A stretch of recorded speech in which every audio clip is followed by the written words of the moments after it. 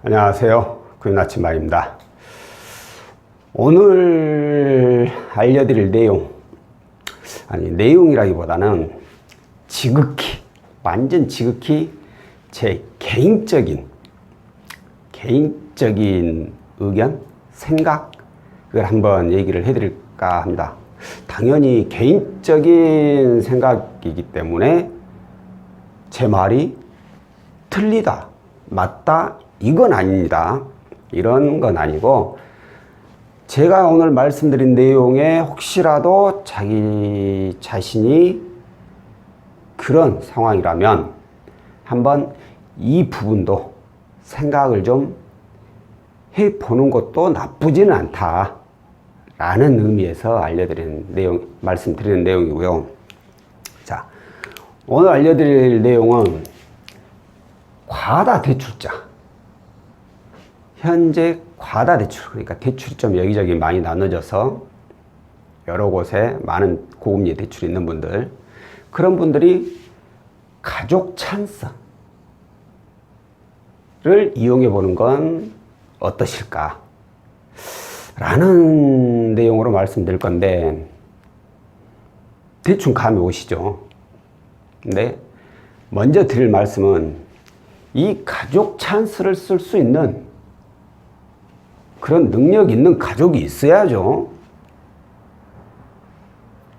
당장 내 주변에 있는 부모님 아니면 뭐 배우자, 친척, 그 어떤 누구 이렇게 도와줄 수 있는 여력도 없는데 도와달라고 하는 것은 생떼를 쓰는 거고, 그런 분들은 그냥 패스하시고요. 이 영상 보실 필요 없어요. 도저히 갖기 힘들면 차라리 개인회생이나 신용회복 그쪽을 알아보시고, 다만 가족 중에 나를 도와줄 수 있는 여력이 충분히 있는 분이 있는데, 짐이 되기 싫거나 부탁하기 싫고 자존심 상하고 내 문제니까 내가 해결해야 된다는 이런 생각을 가지고 있는 분들한테 제가 얘기를 드리는 겁니다. 자, 요즘 오늘도 그렇고 가끔 이제 그런 분들, 이런 생각을 제가 하게끔 만드는 분들이 문의가 와요. 그런데 보통은 보면, 그러니까 가정을 꾸리고 있는 분들, 꾸리고 있는 분이 과다대출자이신 분들은 가족 찬스를 제가 가족분들한테 혹시라도 도움을 받을 수 있으면 받아보시라고 하면 진지하게 좀 받아들이는 분들이 있어요. 나중에 가족한테 도움을 요청했는지 안 했는지는 모르겠지만 제 얘기를 좀 진지하게 받아들이는 분들이 있는데, 솔로이신 분들, 그분들은 그닥 탐탁치 않게 생각을 하세요. 근데 그게 저는 꼭 그렇게까지만 생각을 해야 되나? 왜냐면 그런 분들 보면 대부분이 자존심 때문에 제가 드리는 말씀을 거부하는 경우가 좀 많더라고요. 맞아요. 혼자 해결할 수 있으면 해결해야죠. 왜? 본인이 벌린 일인데 당연히 수습도 본인이 해야겠죠. 그런데 이 수습을 어떻게 하느냐도 굉장히 중요합니다. 수습 잘못하면 나중엔 더 힘든 상황이 벌어져요. 그게 어떤 말이냐면, 자, 예를 들어 가지고 연봉이 한 4천만 원 정도 되시는 분이라고 해요. 근데 가지고 있는 총채무가 한 5에서 6천 정도 된다고 가정을 해볼게요. 자, 총채무 5, 6천 정도. 연봉보다 더 많아요. 부담스럽죠? 근데 이 5, 6천 정도 되는 부채 중에 은행 부채가 한 60에서 70%다. 그러면 이건 그냥 본인이 해결해야죠. 왜? 이자 낮은 게 비율이 훨씬 높기 때문에 이 정도면은 본인이 해결해 나가는 게 좋아요. 그런데 이게 아니라 은행 채무가 많아봐야 20에서 30%. 나머지는 다 고금리가 80에서 70%인 경우. 이 경우는 이제 문제가 발생이 되게 됩니다. 똑같은 금액이지만, 똑같은 채무지만 은행 비중이 얼마나 되느냐에 따라서 이걸 갚아 나갈 수도 있고 못 갚아 나갈 수도 있어요. 왜 그러냐면, 자, 은행 비중이 높은 분들은 납입 금액이 적어요. 그리 많지가 않아요. 그러다 보니까 내가 생활하는데 이 생활비, 고정적으로 들어가는 생활비 정도는 이용을 할 수가 있다는 거죠. 거기서 허리띠 조금만 더 졸라매면 이제 조금이라도 저축을 해서 이걸 빨리빨리 갚아나갈 수가 있죠. 고금리부터 갚아나가야겠죠. 그런데 문제는 이 고금리 비중이 이렇게 높으신 분들, 이런 분들은 빚을 까나간다는 게 쉽지가 않습니다. 이유가 뭐냐면, 그래 맞아요, 허리띠 이빨이 졸라매고 그냥 아무것도 안 하고 오로지 회사 집 먹는 것도 줄이고 술 담배 다 끊고 그런다면은 그러면 몇 거 나갈 수, 그렇게 할 수 있는 자신이 있으면 그렇게 해 나가요. 근데 그렇게 하실 수 있는 분도 이 얘기는 한번 들어볼 필요가 있어요. 왜 그러냐?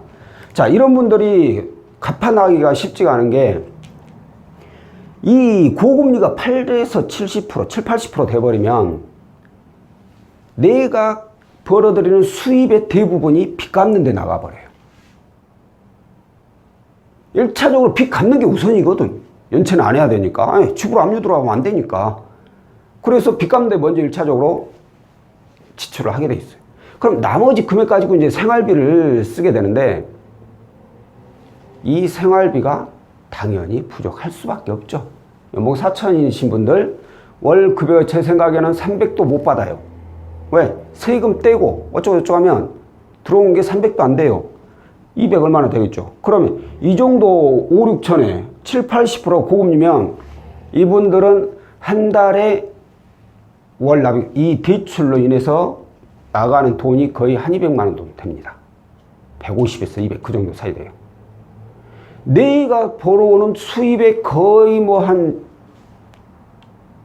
7, 80% 되네요. 그것도 한 6, 70% 될까요?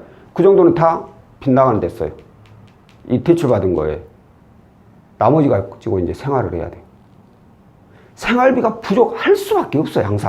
항상 쪼들리고, 그래도 어떻게 해서든 생활비 줄여가지고 꾹꾹 메꿔 나가면서 버티는데, 중요한 것이 그렇게 해서 버텨나가 아무 일 없이 쭉 그렇게 반드시만 인생이 간다면은 무조건 갔겠죠. 근데 문제가 이 사는 게 제가 생각하는 대로, 내가 생각하는 대로 평탄하게 가나요? 굴곡이란 게 있게 돼요. 어느 날 갑자기 내가 목돈이 들어가는 일이 생겼어. 그 돈이 어디서 날 거예요? 주변에서 융통을 못하면 또다시 대출을 받아야 돼요. 그럼 또 대출 받으면 어디서 받아? 또 고금리. 그럼 이 비용이 이제 점점 더 높아지는 거예요. 은행 비중은 점점 낮아지고, 왜? 갚아나가고 있으니까 점점 낮아지고, 얘는 점점 높아져. 그러다 나중에는 이게 총 빚을 하면, 지금 현재는 이만큼이 저금리, 이만큼이 고금리라고 했을 때 이걸 잘 갚아나가는데, 점점 은행 빚 갚아나갈 거 아니에요. 갚아나가죠. 근데 이 파이가 점점 줄어들면 괜찮은데 오늘 갑자기 목돈이 들어가대. 그럼 돈이 없어. 고금리 또 가요. 이 줄어든 파이, 이 저금리의 줄어든 파이만큼 이제 고금리가 더 늘어나죠. 조금씩 늘어나고 그러다 결국에는 저금리는 하나도 없고 다 고금리만 이용하는 거예요. 생활이 될 것 같아요? 절대 안 되죠. 이때는 별 수 없어요. 개인회생 또는 신용 회복을 신청해야죠. 근데 제가 드리고 싶은 말씀은, 이까지 이렇게 가기 전에 이 상황일 때, 바로 이 상황일 때 만약에 내가 비빌 언덕이 있다. 그러면 자존심 버리고 이것저것 다 버리고 부탁을 하는 거예요. 그냥 무턱대고, 부모님 죄송합니다. 제가 엉뚱한 데 돈을 써가지고 빚을 뭐 한 5, 6천만 원 졌습니다. 이거 좀 갚아주시면 고맙겠습니다. 이렇게 하면은 불효자식이죠. 말 꺼내는 것 자체가 불효자식이죠. 하지만 그렇게 얘기하는 게 아니라, 제가 인생 잘못해가지고 5, 6천만 원 생겼는데 이걸 대신 갚아주시면 제가 연 5%짜리로 해서 이자 해가지고 갚아드리겠습니다. 만약에 여기서 한 달에 이 월 나가는 돈이 월 납입 금액이 예를 들어서 200만 원이다. 그럼 200만 원 다 200만 원을 그대로 부모님 들으면 내가 또 생활비가 부족하니까 또 대출 받게 돼. 이렇게 하지 말고 150만 원씩 매달 드리는 거예요. 150만 원이면 1년이면 얼마예요? 1600, 1800이에요.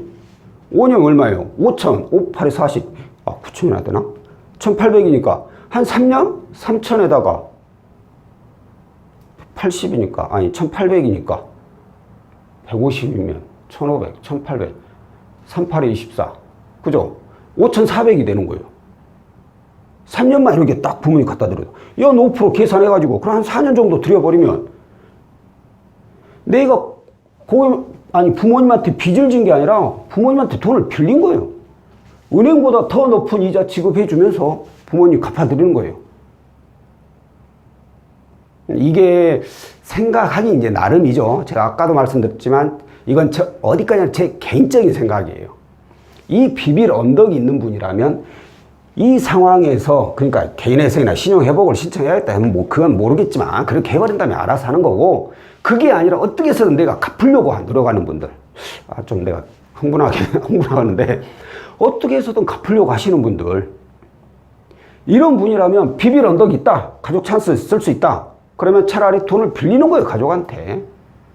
그래가지고 은행 이자보다 더, 지금 은행 이자 몇 프로, 돈 넣으면 지금 그 예금 이자가 1.2나 주나요? 1년에? 근데 연 5%야. 은행 이자의 4배, 4배.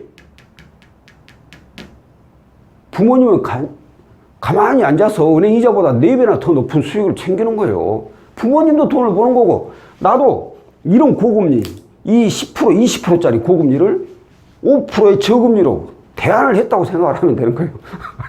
또 생각해보니까 재밌네, 이거. 그잖아요. 20%짜리 고금리를 5%짜리로 대안을 한 거예요. 가족 찬스 이용해서 대신 잘 갚아줘야죠. 갚다가, 나 이제 못 갚겠어. 나 이제 없는 걸로 합시다. 그래버리면 혼나야죠. 이렇게 해가지고 갚아 나간다면 나도 이자를 줄이고 부모님도 더 많은 이자를 벌게 되는 것이고, 비록 내가 인생 좀 잘못 살았다고 부모님한테 자존심 상한 뭐 그런 얘기는 할 수 있어요. 그렇게 생각할 수는 있어요. 하지만 가족이잖아요, 가족. 그래서 가족 찬스라고 한 거잖아요. 가족은 아기 때 깨알딱 벗고 있을 때부터 다 보고 있던 사람들이에요. 어떤 일을 해도 어찌됐든 자기 편을 들어주는 거예요. 당장은 이놈의 새끼 어쩌고저쩌고 욕도 하고 때리기도 하나? 그렇게 할 거지만 본인 가족이 가지고 있는 여유가 있다면 도와주게 되거든요. 그럼 남도 훨씬 더 수월하게 인생을 살 수가 있고, 대신에 이제 이걸 한번 겪었으니까 두 번 다시 이런 일은 안 벌어지게끔 잘 해야겠죠. 그러니까 제 생각에는 이렇게 할 수도 있는 상황이 아니면 가족이 있는 분들, 그런 분이라면 뭐 자존심 뭐나 이런 거 다 버리시고 이렇게 해서 깔끔하게 만들고 다시 한번 새 출발을 해보는 건 어떠신가 싶어서 한번 다시 한번 얘기하지만 제 주관적인 생각을 한번 얘기를 해봤습니다. 자, 다음에는 또 다른 내용으로 찾아뵙도록 하겠습니다. 고맙습니다.